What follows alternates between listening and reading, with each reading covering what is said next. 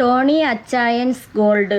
ഈ ഒരു മനുഷ്യൻ നല്ല പ്രവർത്തികൾ, അതായത് പാവങ്ങളെയൊക്കെ സഹായിച്ചുകൊണ്ട് മുന്നേറുന്ന ഒരു മനുഷ്യനാണ്.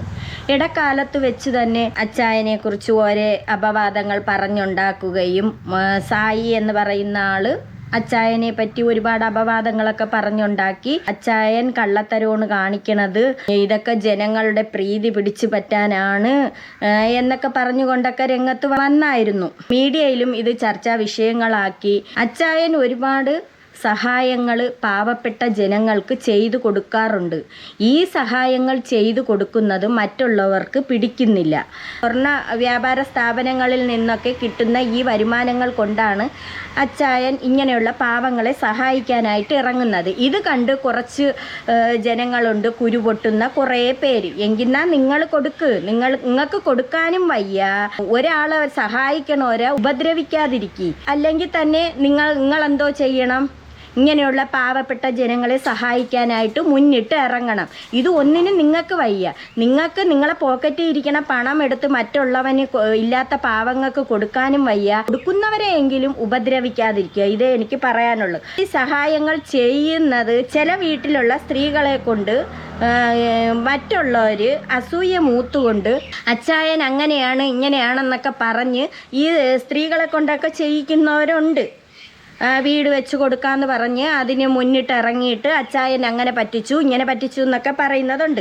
ഷെഡിനകത്ത് പെൺകുട്ടികളെ ഇട്ടും കൊണ്ട് കിടക്കുന്നവരുണ്ട്. അപ്പം അവരെയൊക്കെ ഈ അച്ചായൻ പോയി സഹായിക്കുന്നുണ്ട്.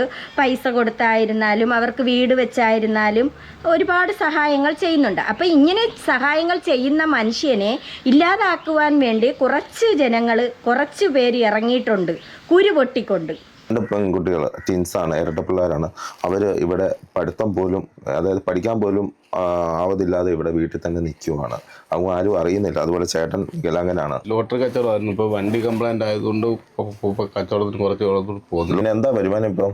അല്ലാതെ റേഷനരിയൊക്കെ മേടിച്ച് വെച്ച് കഴിക്കുമോ? അപ്പൊ കൂട്ടുകാരികളൊക്കെ ചോദിക്കില്ലേ എന്താ വരാത്തതെന്ന്? അപ്പൊ എന്നാ പറയും?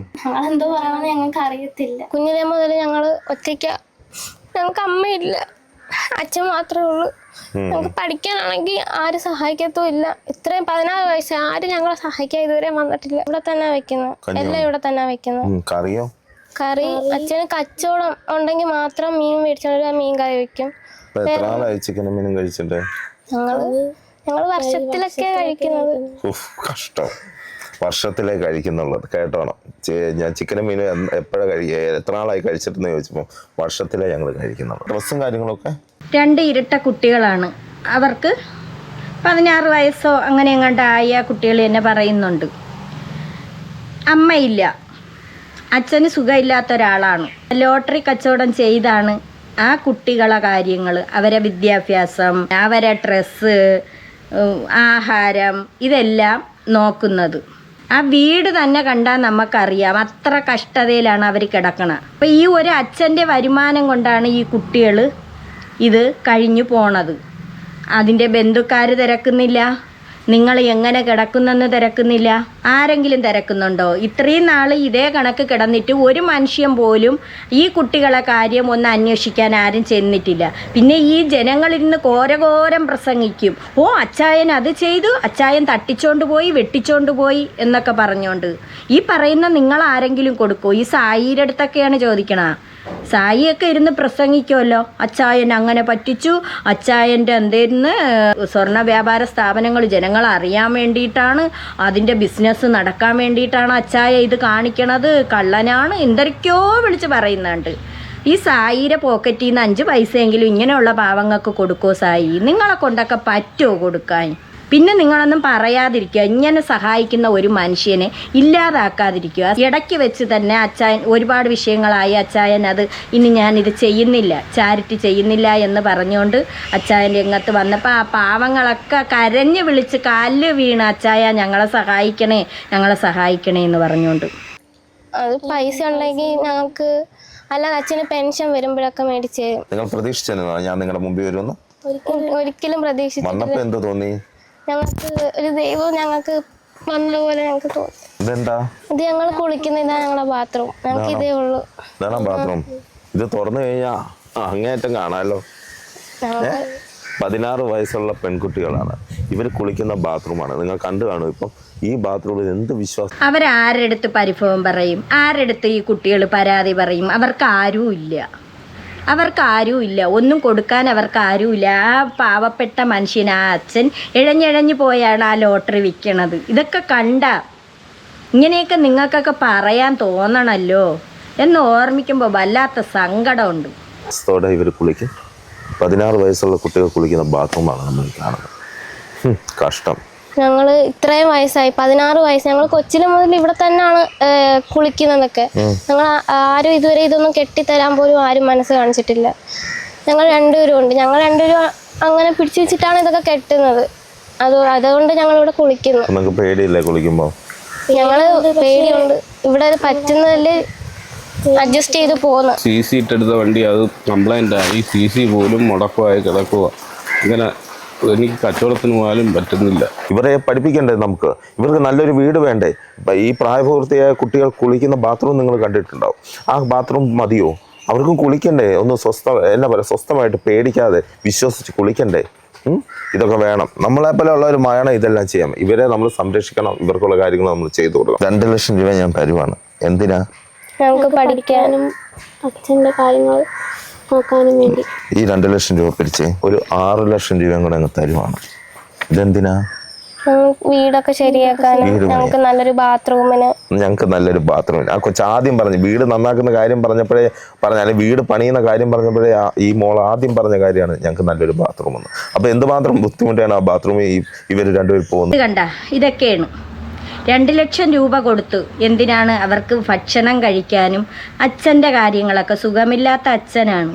കുറച്ചുകൂടെ ലോട്ടറി എടുത്ത് വിൽക്കാനോ, ആ വണ്ടി നശിച്ച് കിടക്കുന്നുണ്ട്. ആ പോണ വണ്ടി, ലോട്ടറിയും കൊണ്ട് പോകുന്ന വണ്ടി, അതൊന്ന് ശരിയാക്കാനോ എന്തെങ്കിലുമൊക്കെ ആയിട്ട് 2 ലക്ഷം രൂപ കൊടുത്തു. പിന്നെ 6 ലക്ഷം കൊടുത്തു ആ കുളിമുറി ഒന്ന് ശരിയാക്കാനോ വീട് ശരിയാക്കാനോ ആയിട്ടൊക്കെയാണ് കൊടുക്കണത്. നിങ്ങൾ വേറെ ആരെങ്കിലും ഇങ്ങനെ കൊടുക്കോ? ഇത് ഇയാൾ ആരെടുത്തൊന്നും എരന്ന് വാങ്ങിച്ചിട്ടല്ല ഈ അച്ചായം കൊണ്ട് കൊടുക്കണം. സ്വന്തമായിട്ട് ബിസിനസ് ചെയ്ത് അതിൽ നിന്നും ഒരു വരുമാനം എടുത്ത് ആണ് ഈ പാവങ്ങളെ സഹായിക്കുന്നത്. ഈ പറയുന്ന നിങ്ങൾ ആരെങ്കിലും കൊണ്ട് കൊടുക്കോ? ഇല്ലല്ലോ. പിന്നെ അവിടെ മിണ്ടാതിരിക്കണം. അതുപോലെ വേറൊരു വീട്ടിൽ ഇതേപോലെ തന്നെ അതേ കഷ്ടതയിൽ കിടന്ന ഒരു വീട്, ആ അമ്മ എടുത്തുകൊണ്ടാണ് ആ മകളെ സ്കൂളിലൊക്കെ കൊണ്ടുപോകുന്നത്. അതാ നല്ല വഴി പോലും ഇല്ല, കയറി കിടക്കാൻ വീടില്ല. +2 അങ്ങാണ്ട് പഠിക്കുന്ന ഒരു മകളാണ്. ആ മകളെ ഇട്ടും കൊണ്ട് കിടക്കുന്ന ഒരു വീടാണ്. ഒരു സുഖമില്ലാത്ത കുട്ടിയാണ്. ആരും ഒന്ന് തിരിഞ്ഞു പോലും നോക്കിയിട്ടില്ല. ഈ കുറ്റം പറയുന്നവരാരും ഒന്ന് തിരിഞ്ഞു നോക്കിയിട്ടില്ല. അതാ നോക്കിക്കൊള്ളണം നിങ്ങൾ ആ രംഗം. ഒത്തിരി നായ്ക്കളെ വളർത്തി. അമ്മയും അച്ഛനും പണിക്ക് പോകുമ്പോ ഞാൻ ഇവിടെ ഒറ്റയ്ക്കാണുള്ളത്. അമ്മയും അച്ഛനും പണിക്ക് പോകുമ്പോ താൻ ഒറ്റയ്ക്കാണോ? അപ്പൊ എനിക്കൊരു കൂട്ടിന് അവരെ വളർത്തുന്നത്. ആണോ അമ്മേ? കൊണ്ട് നായ്ക്കളെ വളർത്തി അല്ലേ? ഒളിഞ്ഞു വീണ വീട്ടിൽ മാറിയിട്ട് നല്ലൊരു വീട്ടിൽ കേറണം നമുക്ക്, അല്ലേടോ? കേറണ്ടേ? സ്വപ്നം കാണാറില്ലേ? ആ സ്വപ്നം നമുക്ക് സാക്ഷാത്കരിക്കണ്ടേ?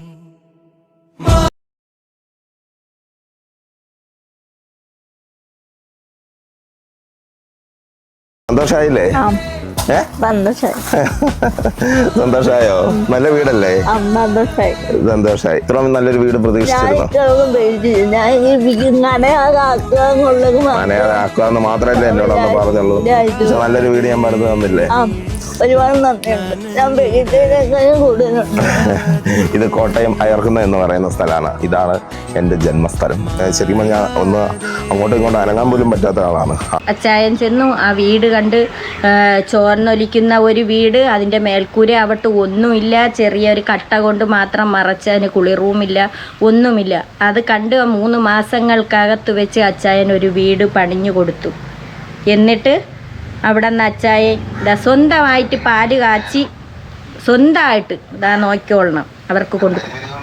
തൻ്റെ എന്നാ പറയാ പരിമിതികൾ മനസ്സിലാക്കി തനിക്ക് അതുപോലെ ഒരു ബാത്റൂമും ഞാൻ ചുമ്മാ ഒരു ബാത്റൂമല്ല, തനിക്ക് പോകാനായിട്ട് അതുപോലെ സെറ്റ് ചെയ്ത ഒരു ബാത്റൂമും കൂടെ ഞാൻ ചെയ്ത് തന്നിരിക്കുന്നത്. അല്ലെങ്കിൽ ഒരു വീട് പണിത് അങ്ങ് പോവുക, അതല്ല. വീട് പണിത് നിങ്ങൾക്ക് എന്തൊക്കെ കുറവുകളുണ്ടോ ആ കുറവുകളെല്ലാം നികത്തിയിട്ടാണ് ഞാൻ പോകുന്നത്.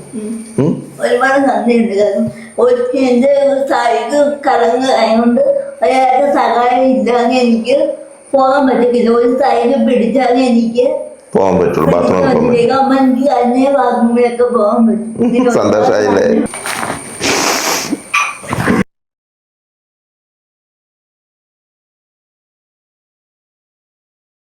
അങ്ങനെ സന്തോഷമുള്ള ദിവസം നമ്മുടെ അല്ലേ?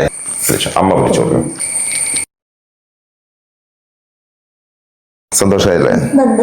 ഒരുപാട് നന്ദിയുണ്ട്. നിങ്ങളെല്ലാം വിഷമിക്കുന്നിടത്ത് ഞാൻ തുടങ്ങും. നിങ്ങൾ ആരൊക്കെ വിഷമിച്ച് എവിടെയൊക്കെ ഇരിപ്പുണ്ടോ അവിടെയൊക്കെ ഒരു നാൾ ഞാൻ എത്തും. അതേപോലെ ഇതാണ് പറയണത്. അയാളെ ചാനൽ വളർത്താൻ വേണ്ടിയിട്ടാണ് അയാൾ ഈ കോപ്രായങ്ങൾ കാണിക്കുന്നത്. എന്ത് തന്നെ ആവട്ടെ, ചാനൽ വളർത്താനോ അല്ലെങ്കിൽ സ്വർണ്ണ ബിസിനസ് മുന്നേറാനോ ജനങ്ങളിൽ അത് എത്തിക്കാനോ എന്ത് തന്നെ ആവട്ടെ, എന്നാലും അയാളെ സ്വന്തം പോക്കറ്റിൽ നിന്നാണ് ആ പണം എടുത്തുകൊടുക്കുന്നത്. അയാൾ സ്വന്തം അധ്വാനിച്ച് കഷ്ടപ്പെടുന്ന ആ ബിസിനസ്സിൽ നിന്നാണ് അയാൾ ആ പൈസ കൊടുക്കുന്നത്. അല്ലാതെ നീ പിന്നെ ഗൂഗിൾ പേ വഴി അല്ലെങ്കിൽ സെൻഡ് ചെയ്യണേ, ഇന്ന ഒരാൾ അവിടെ ഉണ്ട് എന്ന് പറഞ്ഞുകൊണ്ട് ജനങ്ങളിൽ നല്ല പിടിച്ചു മേടിക്കണത് അയാളെ സ്വന്തം അധ്വാനിക്കുന്ന പണത്തിൽ നിന്നാണ് ഒരു വീതം എടുത്ത് ഇങ്ങനെയുള്ള പാവങ്ങൾക്ക് ചെയ്യുന്നത്.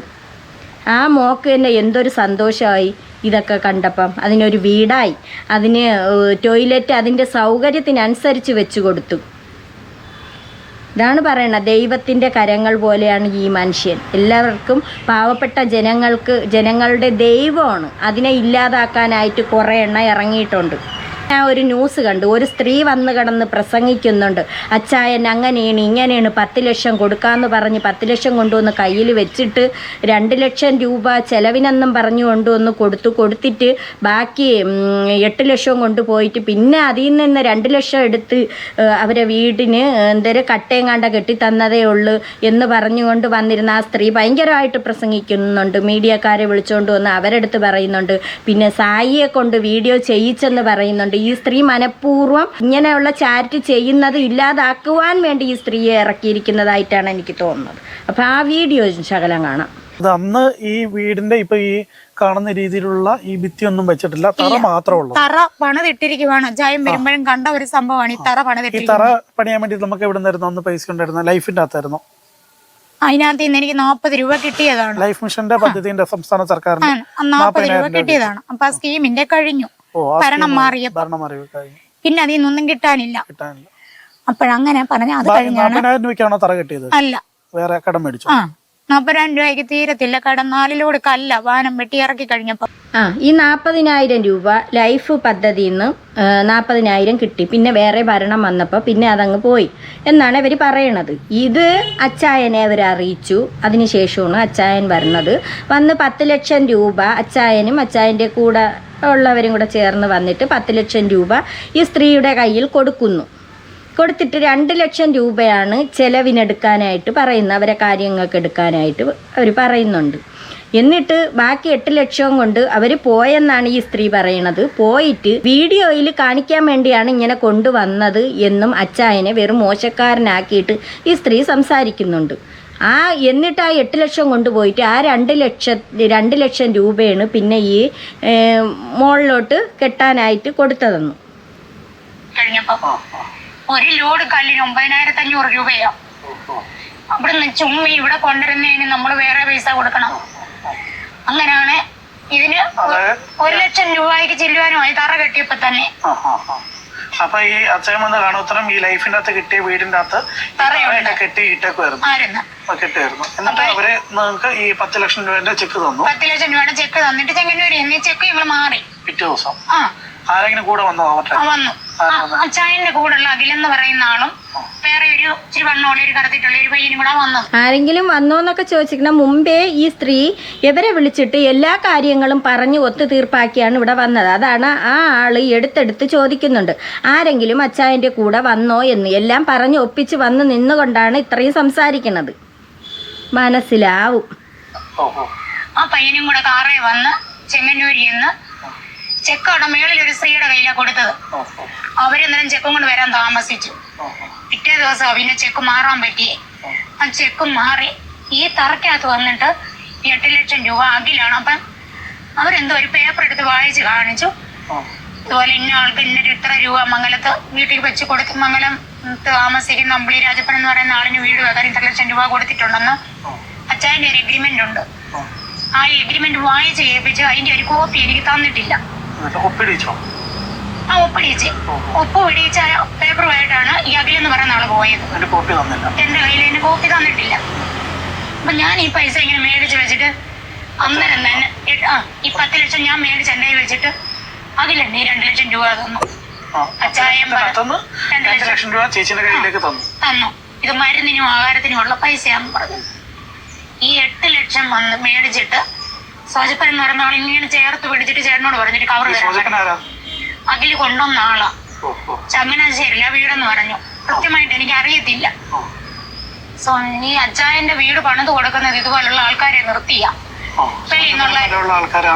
ചെയ്യുന്നെന്നും പറഞ്ഞു. അങ്ങനെ ഈ പൈസയും മേടിച്ചോണ്ട് അന്ന് ഇവിടുന്ന് ഈ സോജപ്പം പോയി കഴിഞ്ഞ് 2 ആഴ്ച കഴിഞ്ഞാണ് പണി എന്നുള്ള ഒരു ഇതിന് ഇവിടെ വരുന്നത്. നിങ്ങൾ ആൾക്കാരെ വിളിക്കാൻ പറഞ്ഞ് ഇവിടുന്ന് പലരെയും ഞങ്ങൾ വിളിച്ചു. ഈ ഭിത്തിയെന്ന് ഈ തറയെന്ന് ഇവിടെ വരെ പുള്ളി കെട്ടിവെച്ചു. അത്രയും കെട്ടിവെച്ചു. ഇത് ആ പുള്ളി തന്നെ ഏൽപ്പിച്ച പല മേശരിമാരുടെ സാധനങ്ങളാണ് ഈ കിടക്കുന്നത്. അവരിവിടെ വരുമ്പോ സോജപ്പം വരത്തില്ല. ഒരാൾക്ക് 8,000 കൊടുക്കാനുണ്ട്, ഒരാൾക്ക് 6,000 കൊടുക്കാനുണ്ട്. ഇപ്പൊ ഈ തട്ടിന്റെ എല്ലാം കൂടെ വേറെ 13,000 കൊടുക്കാനുണ്ട്. അഖിലിനെ വിളിച്ചപ്പോഴും പറഞ്ഞു ചേച്ചി പൊന്നു സ്ത്രീയെ നിങ്ങൾ കൊണ്ടുവന്ന് നിർത്തി നിങ്ങളെ കൊണ്ട് വീഡിയോ എടുപ്പിക്കണം അയാളുടെ അടുത്ത് പറഞ്ഞാൽ പോരെ, ആ മീഡിയക്കാരുടെ അടുത്തൊക്കെ പറഞ്ഞാൽ പോരെ, അതങ്ങ് ചെയ്യാനായിട്ട് ബാക്കിയുള്ള പണി ചെയ്യാൻ പറഞ്ഞാൽ പോരെ. നിങ്ങൾ പിന്നെ ഒരു മനുഷ്യൻ വന്ന് ഇതിങ്ങനെ ഏറ്റിട്ട് അവർ പോയതിന് ശേഷം അയാളെ വെറുതെ ഇല്ല ഒരുമാതിരി ആക്കിക്കൊണ്ടുള്ള പ്രവൃത്തിയല്ലേ കാണിക്കുന്നത്. അതിന് ആ അച്ചായൻ്റെ ആൾക്കാരും അച്ചായനും തന്നെ പറയുന്നതായിട്ട് ഈ സ്ത്രീ പറയുന്നുണ്ട്. നിങ്ങളെ കാര്യം മാത്രം നോക്കിയാൽ പോരല്ലോ, പെട്ടെന്ന് വന്ന് പണി ചെയ്തു തരാം, നമുക്ക് വേറെ ഒരുപാട് കാര്യങ്ങളുണ്ടെന്ന് പറയുന്നുണ്ട്. ഈ സ്ത്രീ അങ്ങോട്ട് നിന്ന് കണമണ ഞാൻ സായിയെ കൊണ്ട് വീഡിയോ ചെയ്യിച്ചു അങ്ങനെയാണ് ഇങ്ങനെയാണെന്നൊക്കെ ഈ സ്ത്രീ പറയുന്നുണ്ട്. നിങ്ങളുടെ കാര്യങ്ങൾ തന്നെയല്ലേ എനിക്ക് ഇതിനകത്ത് വോയിസ് കിടപ്പുണ്ട് എന്റെ ഫോണിനകത്ത്. ഞാൻ ചുമ്മാ കള്ളമൊന്നുമല്ല പറയുന്നത്. ഇവര് പറയുന്ന എല്ലാ വോയിസും ഞാൻ റെക്കോർഡ് ചെയ്ത് വെച്ചിട്ടുണ്ട്. അപ്പം പറഞ്ഞു നിങ്ങളുടെ കാര്യം തന്നെയല്ലേ എനിക്ക് ചെയ്യണ്ടേ, എനിക്ക് പലരുടെ കാര്യമുണ്ട്, എനിക്ക് എന്റെ വീട്ടിലെ കാര്യമുണ്ട്, ഞാൻ സുഖമില്ലാതെ കിടക്കുക, ചിലപ്പം പറയാം ഒരു ആശുപത്രിയിലാന്ന് പറയും. പിന്നെന്തേലും നിങ്ങളെ വീട്ടിൽ വന്നിരിക്കണോ? അച്ചായനും പാർട്ടിയും നിങ്ങളെ വീട്ടിൽ വന്നിരുന്ന് നിങ്ങളെ കാര്യങ്ങൾ മാത്രം നോക്കിക്കൊണ്ടിരുന്നാൽ പോരെ. അവർക്ക് അവരെ വീട്ടിലെ കാര്യങ്ങൾ കാണും. പലരും ഇതുപോലെ പാവങ്ങൾ ഒരുപാട് പേര് കാണും, അവരെയൊക്കെ സഹായിക്കാൻ പോയി. ഇതിപ്പം നിങ്ങളെ സഹായിച്ചിട്ട് നന്ദിയില്ല എന്ന് വേണം പറയാൻ. നിങ്ങൾക്ക് ഒരു തരി പോലും നന്ദിയില്ല. നന്ദി ഉണ്ടായിരുന്നെങ്കിൽ നിങ്ങൾ ഈ മീഡിയയിൽ വന്ന് നിന്നും കൊണ്ട് ഇതേപോലെ മോശക്കാരനാക്കി പറയൂലായിരുന്നു. അതുപോലെ മറ്റുള്ളവരെ കൊണ്ട് വീഡിയോ ചെയ്യിക്കാനായിട്ട് നിങ്ങൾ പറയൂലായിരുന്നു. ചേച്ചി നമ്മുടെ കുഞ്ഞെ എനിക്കിത് വാർത്ത് തരണം. ചേച്ചി അന്ന് കരഞ്ഞു വിളിച്ച് ഞങ്ങളുടെ അരികെ യാചിച്ചു വന്നപ്പോ ചേച്ചി വാർത്ത തരണമെന്ന് പറഞ്ഞില്ലായിരുന്നല്ലോ. ഇപ്പൊ പിന്നെ ചേച്ചി എന്നെ ഇത്ര വലിയ അഹങ്കാരം എടുക്കുന്നേ എന്ന് എന്നോട് ചോദിച്ചു. വീട് വെച്ച് തരണമെന്ന് പറഞ്ഞപ്പോ വാർക്കാതെയുള്ള വീടാണോ അവരെ ഉദ്ദേശിച്ചത്? അച്ചായൻ പറഞ്ഞിട്ടുണ്ട് വാർക്കണ്ടെന്ന് പറഞ്ഞിട്ടുണ്ടെന്ന്. ലൈഫ് മിഷന്റെ ഭാഗമായിട്ട് പദ്ധതി പാസ്സായിൽ നിന്ന് തറ കെട്ടിയ വീട് ഈ ജസ്റ്റ് ഈ കല്ല് വെക്കൽ എന്നുള്ള തറ കെട്ടിയത് നമ്മൾ പറയേണ്ട ഒരു ചെറിയ രീതിക്ക് തറ കെട്ടി അങ്ങോട്ട് ഇട്ടിട്ടുണ്ട്. ബാക്കിയുള്ളത് ഇത്രയും കെട്ടി പൊക്കിയത് അച്ചായൻ തന്നെയാണ്. മാത്രമാണ് അവര് ചെയ്തത്. ഇവരുടെ അച്ചായന്റെ ടീം ഇത് മാത്രം ഇതാ ഞങ്ങൾ ഈ കട്ട മാത്രമേ അവൻ കെട്ടിയിട്ടുള്ളൂ. കല്ലുവെക്കല് കട്ടവെക്കല് മാത്രമേ അവൻ ചെയ്തിട്ടുള്ളൂ. ഇത് വാർത്തിട്ടതും പിന്നെ ഈ കക്കൂസിന്റെ പണി ഞങ്ങളെ പൈസയ്ക്ക് ചെയ്തിരിക്കുന്നു. അവിടെ കക്കൂസ് ചെയ്തതിന്റെ പെണ്ണുമ്പിള്ള അങ്ങനെയുള്ള കുറച്ച് കാര്യങ്ങളൊക്കെ പറയുന്നുണ്ട്. കണമണ എന്ന് പറഞ്ഞുകൊണ്ട് മീഡിയക്കാരെയൊക്കെ വിളിച്ച് നിർത്തിയാണ് അവർ പറയുന്നത്. ഇത് കേൾക്കാനായിട്ട് ഇതിൽ കുറച്ച് പേരുണ്ട്, അവരെല്ലാവരും കൂടെ ഇങ്ങനെ ചെയ്യിക്കണതായിരിക്കും. അച്ചായൻ ഇങ്ങനെയൊക്കെ ചെയ്തു കൊടുക്കുന്നത് കൊണ്ടും അച്ചായൻ്റെ ചാനൽ വളരുമെന്നും അച്ചായൻ്റെ ബിസിനസ് വളരും, അതുകൊണ്ടാണ് ഇതിങ്ങനെ പറയണത്. ഇത് അച്ചായൻ്റെ ഈ സ്ത്രീക്ക് പണം കൊണ്ട് കൊടുക്കുന്നതൊക്കെ അച്ചായൻ്റെ ചാനലിലൂടെ പോസ്റ്റ് ചെയ്തതായിട്ട് ഇവർ തന്നെ പറയുന്നുണ്ട്. അപ്പോൾ അത് ഡിലീറ്റ് ചെയ്യണം, അതങ്ങ് ഡിലീറ്റ് ചെയ്ത് കളയണമെന്നാണ് ഈ സ്ത്രീ പറയുന്നത്. ഇത് ഇവരെ കൊണ്ട് ചെയ്യിക്കുന്നതാണ്. ഇങ്ങനെയുള്ള സഹായം ചെയ്യുന്നവരെങ്കിലും ചെയ്തു കൊടുക്കട്ടെ. അവരെ ഇല്ലാതാക്കുവാനായിട്ട് നിങ്ങളെ പോലുള്ള കുറേ എണ്ണം മെനക്കെട്ട് ഇറങ്ങും. നിങ്ങൾ ആരെയും ഒന്നും സഹായിക്കുകയില്ല, സഹായിക്കണവരൊട്ട് സഹായിക്കാൻ സമ്മതിക്കുകയും ഇല്ല. ഇതാണ് നിങ്ങൾ ചെയ്യുന്നത്. നിങ്ങളെ പണം നിങ്ങളെ പോക്കറ്റിൽ ഇരിക്കുകയും വേണം. 5 പൈസ ആർക്കും എടുത്ത് കൊടുക്കുകയില്ല. പാവപ്പെട്ടവർക്ക് അവർക്ക് വീട് വെച്ച് കൊടുക്കുകയോ ഒന്നും ചെയ്യില്ല. പിന്നെ നിങ്ങൾ എന്തിനാണ് ഇതൊക്കെ പറയാൻ നടക്കുന്നത്? ആ പാവപ്പെട്ട മനുഷ്യനെ ഇനിയെങ്കിലും വെറുതെ വിടുക. അങ്ങനെയെങ്കിലും ആളെയൊക്കെ വീടാവട്ടെ, ആഹാരം കിട്ടട്ടെ, ഇങ്ങനെയൊക്കെ അല്ലേ മനസ്സിൽ വിചാരിക്കാനുള്ളത്. അസൂയ മൂത്ത് കുറേ എണ്ണ ഇറങ്ങും.